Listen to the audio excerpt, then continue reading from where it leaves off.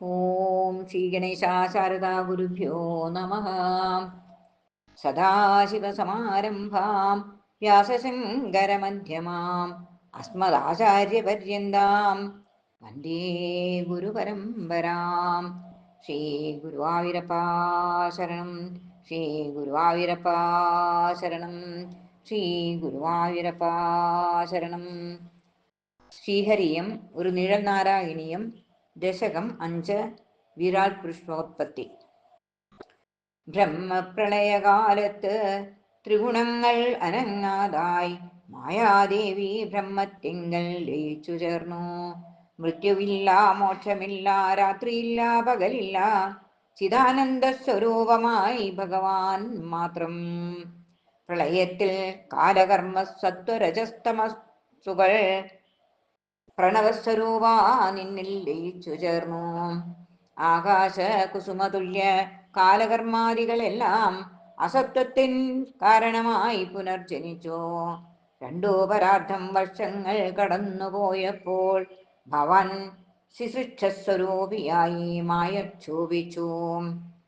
മായാശക്തിയിങ്കൽ നിന്നും കാലശക്തി തെളിഞ്ഞുപോയി. മായയ്ക്കു സഹായമായി ത്രിഗുണങ്ങളും മായാസന്നിധാനം ചെയ്തും മായയിൽ കടക്കാതെയും മംഗളസ്വരൂപിയായി സാക്ഷിയായി ഭവാൻ മായയിൽ പ്രതിബിംബമായി അവിടുത്തെ പ്രേരണയാൽ മഹാതത്വമാകും ബുദ്ധിതത്വം സൃഷ്ടിച്ചു. തമസാദി നിറഞ്ഞൊരീ മഹത്വത്വം സത്വഗുണപ്രധാനമാണെന്നറിയുക. വിഷ്ണുവിന്റെ പ്രേരണയാൽ തമോ ഗുണഭാവമേറും അഹങ്കാരം എന്ന തത്വം സൃഷ്ടിക്കപ്പെട്ടു.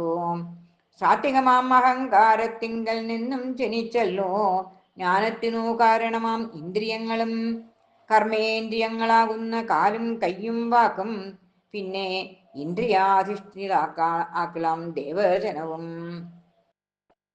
സർവവ്യാപിൻ ജനിച്ചല്ലോ അവിടുത്തെ പ്രേരണയാൽ മനോബുദ്ധി അഹങ്കാരം ചിത്താദികളും.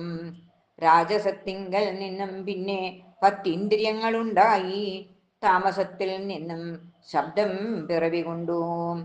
ശബ്ദത്തിൽ നിന്നാകാശവും ആകാശത്തിൽ നിന്നും സ്പർശം, വായു, രൂപം, തേജസ്സും നൽരസാദികളും ജലഗന്ധഭൂമികളും സൃഷ്ടി ചെയ്തു മാധവാനീ. താമസത്തിൽ നിന്നും ഭൂതസമൂഹത്തെയും ഇവർക്കാർക്കും ബ്രഹ്മാണ്ടത്തെ സൃഷ്ടിക്കുവാനാകായികയാൽ ഇന്ദ്രദേവപൂജിതനാം ദേവദേവേശൻ തത്വങ്ങളിലേക്കു മെല്ലെ കടന്നിട്ടു സൃഷ്ടി ചെയ്തു.